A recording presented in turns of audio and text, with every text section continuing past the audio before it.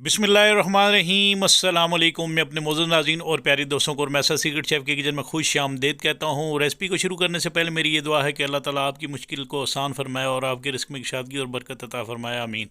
आज मैं अपनी प्यारी यूट्यूब फैमिली के लिए बहुत ही शानदार किस्म के मुतंजन की रेसिपी को शेयर करूँगा। दोस्तों, आपने चावलों का मुतंजन तो खाया होगा और बहुत बार इसको देखा भी होगा और शादियों में इसको खाकर इंजॉय भी किया होगा, लेकिन आज जो मैं मुतंजन बनाने जा रहा हूँ वो आलूओं से बनाएंगे और कोई भी जज कर नहीं पाएगा कि आलूओं से बना हुआ है या चावलों से बना हुआ। ये बहुत ही शानदार और लाजवाब किस्म की रेसिपी है। इंशाल्लाह ये छोटी छोटी बातें मैं आपको बताऊंगा। आपने मेरी इस बनाई की रेसिपी को गौर से देखना है। आपने मेरी इस बनाई की वीडियो का कोई हिस्सा स्किप नहीं करना। तो चलते हैं अपने किचन की तरफ और बनाते हैं ये मज़ेदार सी रेसिपी। यहाँ पर मेरे प्यारे दोस्तों, मैंने आधा किलो के बराबर आलू लिए हैं, जिनको मैंने छील कर इनको धो लिया है और धोने के बाद इसको आपने अच्छे तरीके से ग्रेट कर लेना है। आपको इस तरह का ग्रेटर या पीलर किसी भी सेब मार्ट से आसानी से इंशाल्लाह मिल जाएगा। तो आलूओं का साइज़ आपने एक जैसा रखना है। इन आलूओं को जब आप दबा कर ग्रेट करेंगे तो इंशाल्लाह इनका साइज़ भी एक जैसा आएगा। तो आधा किलो के बराबर आलू हैं तो आपने सारी कटिंग जो है एक जैसी बराबर रखनी है। ये इस तरह, ये देखें, ये तमाम कटिंग जो है इस तरह बराबर है। तो इस तरह की कटिंग आपने रखनी है। तो ये जो आलू हम ग्रेट कर रहे हैं ये तकरीबन मीडियम साइज़ के होने चाहिए और आपने तमाम आलू जो है वो मीडियम साइज़ के लेने हैं। इनको पील करके अच्छे तरीके से वॉश करने के बाद आपने इनको ग्रेट करना है। तो यहाँ पर मैंने बोल में ये तमाम आलू डालकर इनमें तकरीबन 2 से 3 गिलास के बराबर पानी डाल लूँगा और इनको थोड़ी देर मिक्स करके रख दूँगा। आपने इन आलूओं को इसी पानी में रहने देना है ताकि इनके अंदर से जो स्टार्च वगैरह है वो इंशाल्लाह निकल जाए। आपने ये बात भी ज़हनशीन कर लेनी है, जब भी आप इन आलूओं को ग्रेटर करके रख लें तो आपने 1 से 2 मिनट के अंदर अंदर इनको पानी में डालना है, वरना ये काले हो जाएंगे। मेरे प्यारे दोस्तों, मैंने यहाँ पर एक नॉन स्टिक कढ़ाई ले ली है बड़ी। आप कोई सा भी बड़ा बर्तन या खुला पैन ले सकते हैं और इसमें आप बहुत ही आसान तरीके से इन आलूओं को बॉयल कर सकते हैं। तो यहाँ पर मैंने 3 गिलास के बराबर इनके अंदर इस नॉन स्टिक कढ़ाई के अंदर पानी डालना है। इसके बाद मैं इसको कवर कर लूँगा। कवर करने के बाद मैं चूल्हे की फ्लेम को ऑन कर लूँगा और पानी को बॉयल होने के लिए रख दूँगा। तो यहाँ पर जो मैंने आलू बॉल में डाल कर रखे हुए थे, पानी वाले बॉल में, आपने इन आलूओं को एक स्टैंड में डालकर रख लेना है ताकि इन आलूओं का स्टार्च अच्छे तरीके से निकल जाए। तो यहाँ पर ये पानी बॉयल हो चुका है। अब जो हमने ग्रेट किए हुए आलू रखे हुए थे छानने में डालकर, वो आपने इस पानी के अंदर डाल देने हैं और इसको आपने मिक्स कर लेना है थोड़ा सा। और आपने 30 से 35 सेकंड तक आपने इन आलूओं को बॉयल करना है। आपने इन आलूओं को ब्लांच करना है।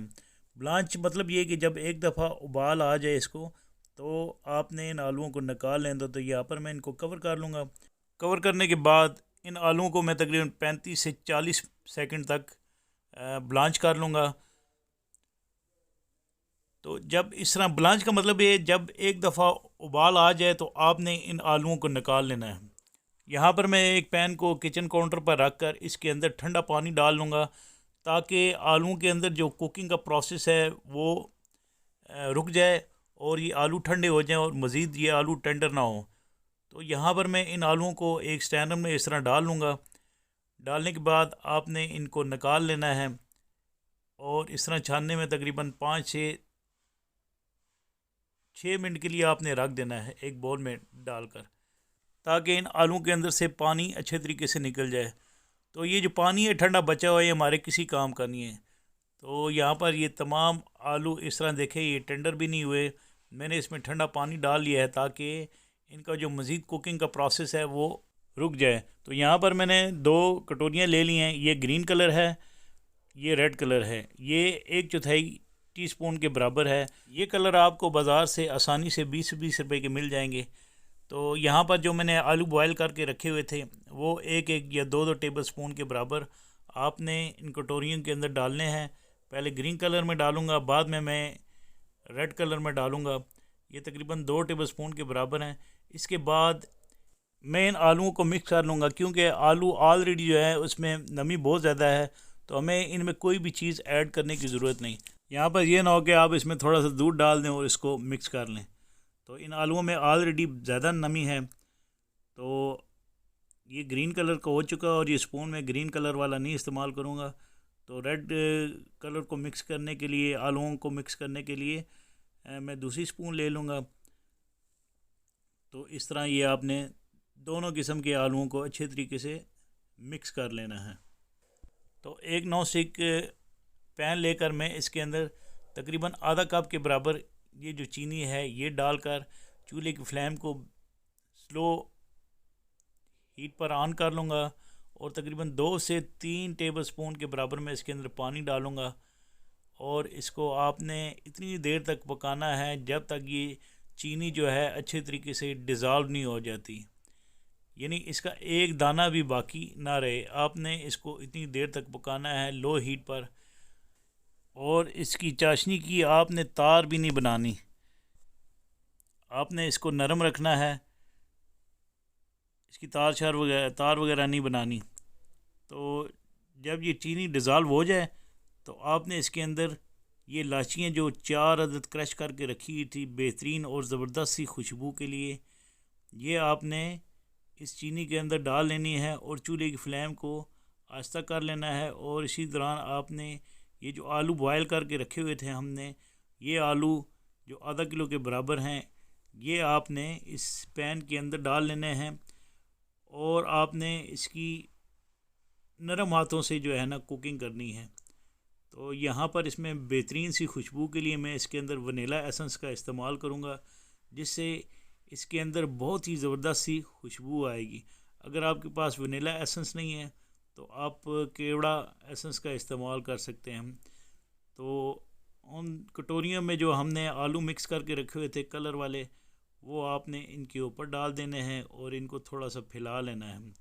यहाँ पर मैंने रेड कलर के डाल लिए हैं पोटैटोज़ और यहाँ पर ग्रीन कलर के मैं इसके अंदर डाल दूँगा और इसको भी फैला लूँगा। तो चूल्हे की फ्लेम को मैं बिल्कुल आहिस्ता कर लूँगा और हमने इनको इस तरह फैला कर थोड़ा थोड़ा रख लेना है ताकि ये आलू जो हैं हमारे अच्छे तरीके से कुक हो सकें। आपने इनको कवर कर लेना है, मीडियम लो हीट पर आपने इनको पकाना है तकरीबन 10 से 12 मिनट तक। तो यहाँ पर मैं इनको अब कवर कर लूँगा। कवर करने के बाद मैं इसको 10 मिनट के लिए दम पर रख दूँगा और ये ढक्कन की जो लिड है आपने इसके ऊपर जो है ये मैच स्टिक लाजमी लगानी है ताकि इसके अंदर से जो भाप है वो बाहर ना आ सके। तो यहाँ पर चूल्हे की फ्लेम आपने इतनी रखनी है और 10 मिनट तक आपने इसको दम देना है। 10 मिनट गुजरने के बाद दोस्तों अल्हम्दुलिल्लाह बहुत ही शानदार और लाजवाब सी खुशबू यहाँ पर आ रही है और यहाँ पर मैंने चूल्हे की फ्लेम को कर देना है बंद और इसको आपने बिल्कुल नरम हाथों से मिक्स करना है। और यकीन माने यहाँ पर इतनी ज़बरदस्त और लाजवाब सी खुशबू आ रही है, यूँ महसूस हो रहा है कि आपने मतंजन की देग का ढक्कन खोल लिया है और इसके भाप से जो है वो जो ज़बरदस्त सी खुशबू आती है उस तरह की खुशबू यहाँ पर आ रही है। इंशाल्लाह मुझे उम्मीद है कि आपको मेरी ये बनाई हुई रेसिपी ज़रूर पसंद आएगी। प्लीज़ इसके बारे में मुझे कमेंट्स बॉक्स पर कमेंट्स ज़रूर कीजिएगा। अगर आप मेरे चैनल पर नए हैं तो प्लीज़ मेरे चैनल को सब्सक्राइब कीजिएगा, वीडियो को लाइक भी कीजिएगा और मेरी इस बनाई गई वीडियो को अपने फैमिली मेम्बर के साथ ज़रूर शेयर कीजिएगा। तो इसके साथ मैं एक प्लेट लेकर इसकी प्रेजेंटेशन कर लूँगा। जितनी खूबसूरत प्रेजेंटेशन इसकी नज़र आ रही है इंशाल्लाह ये खाने में भी इतने ही टेस्टी, मज़ेदार और लाजवाब आलूओं का ये मतंजन होगा। तो अगर आपने किसी भी रेसिपी से मुतल्लिक़ कोई सवाल पूछना है तो मुझे कमेंट्स बॉक्स पर कमेंट्स करें। मैं इंशाल्लाह अपने मोअज़्ज़ज़ नाज़रीन और प्यारे दोस्तों को ज़रूर रिप्लाई करूँगा। इसके साथ ही मैं अपने मोअज़्ज़ज़ नाज़रीन और प्यारे दोस्तों से इजाज़त चाहूँगा।